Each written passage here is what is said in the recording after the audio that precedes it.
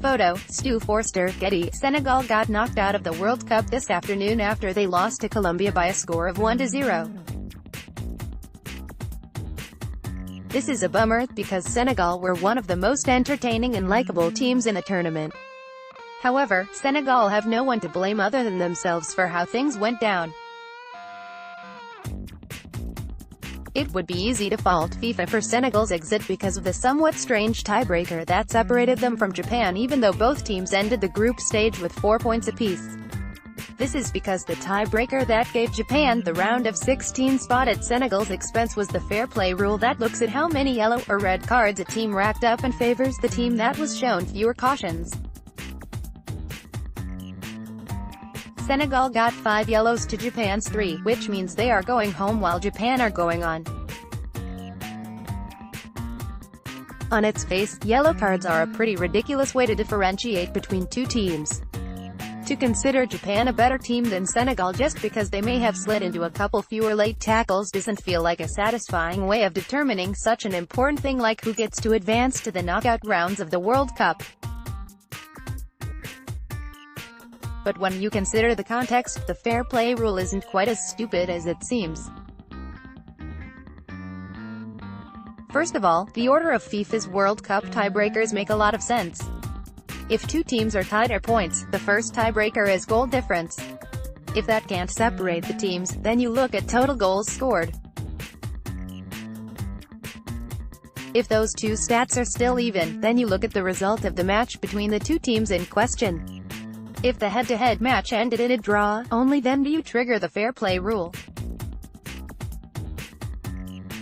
Finally, if the two teams have the same number of cards, then FIFA flips a coin to determine who goes through.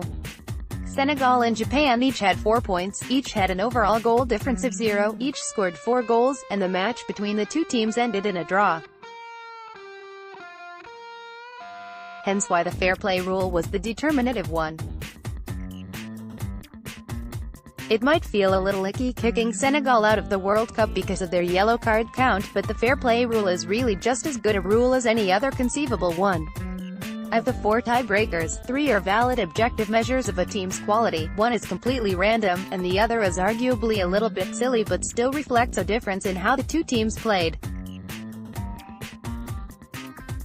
Because Senegal and Japan couldn't be separated by the 3 indisputably valid criteria, it's hardly any worse to determine who gets to advance based on yellow cards instead of on a coin flip.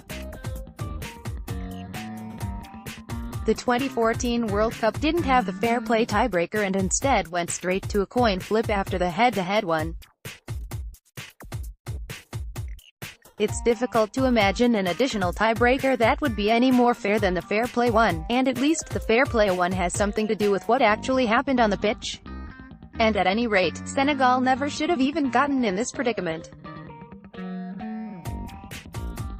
They had every chance to secure their round of 16 spot the normal way, and it's their own fault that they didn't. Senegal's Sadio Mané was the best player in the entire group. James Rodriguez would argue with this, but his calf injury limited his effectiveness and his time on the pitch. Senegal's Kalidou Koulibaly was the group's best defender. They also had the toughest defensive midfielders, the best forward line, and had a super smart tactical setup that played to the team's strengths while minimizing their weaknesses. Everything pointed to them being serious contenders to win the group. Not only did Senegal have all those advantages on paper, they even played well enough in both games they failed to win to have come away with more points than they ultimately did. Senegal should have held on to one of the 2 leads they took in the Japan match only to cough up 2 points there, and they could have easily beaten Colombia today with better forward play and smarter set-piece defending.